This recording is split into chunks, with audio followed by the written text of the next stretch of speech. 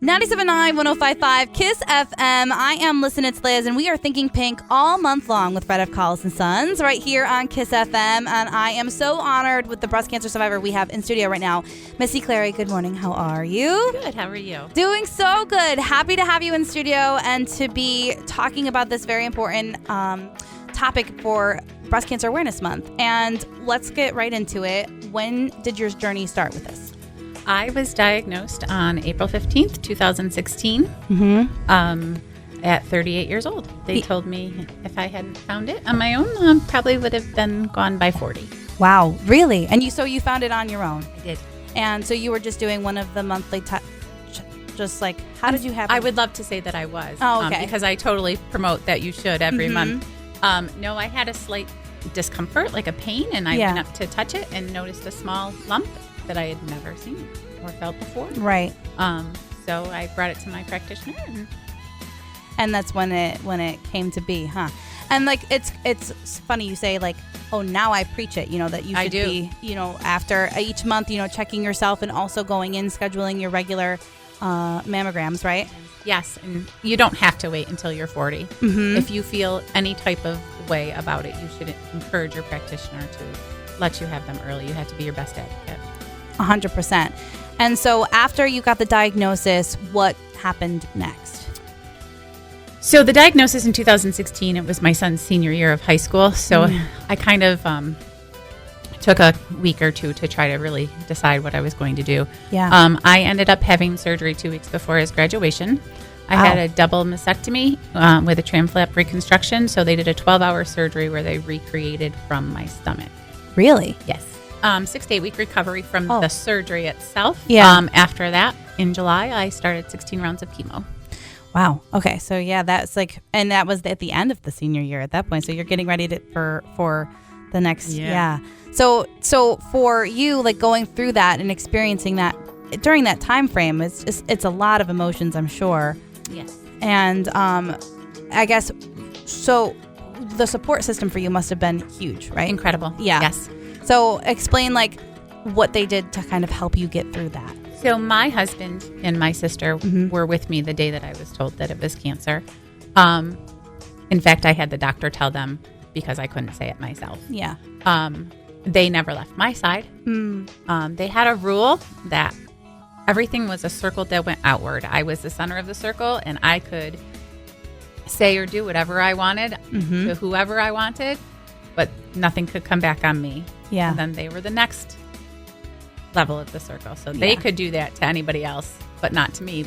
And then the circle grew. Right. We had quite a great community. Lots of community support. We were in Sequoia at the time. So lots of community support. Dinners. They did dinners for our family. Yeah. It was just a wonderful, so thankful for all the support we had. I think to see people come through and support you when you're going through that is something that is so, people don't realize the smallest thing means the most. Making a dinner, like that's massive, and so that's really cool to hear like people were able to step up and be able to help you and that your support system was so strong. Well, I have a bracelet that I wear, and I've worn every day since I've gotten it, minus surgeries. Yeah. That says, "This too shall pass," and it was given to me. I met this woman a week before I was diagnosed, not knowing then that she as well was just finishing. Okay. She wears the same bracelet. She sent it to me. I've worn it every day since, and anytime someone is diagnosed and comes to me with their story, I send them the same bracelet. Oh, I got chills from that.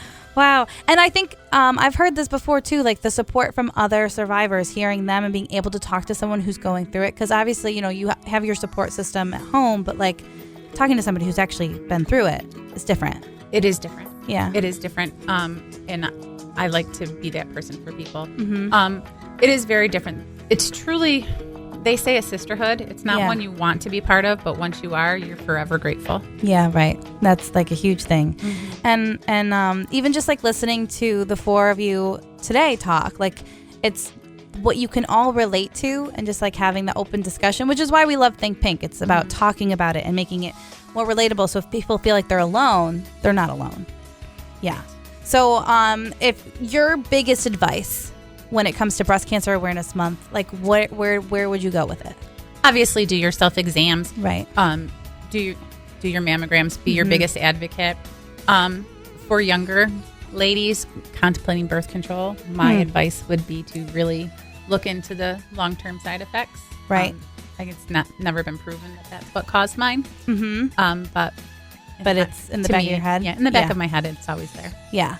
That's huge advice for sure. And Making Strides Against Breast Cancer is coming up on Sunday, October 23rd at MVCC in Utica. And if you want to be a part of something that is bringing women together and breast cancer survivors together with also their support system, it's a great thing to go and be a part of as we fight this fight against breast cancer.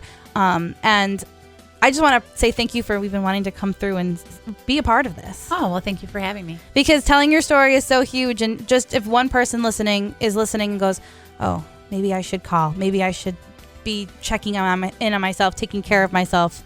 That's what we're doing today. Absolutely. Yes. So make sure to call today as we Think Pink all month long. Missy, thank you so much for doing this. Thank you.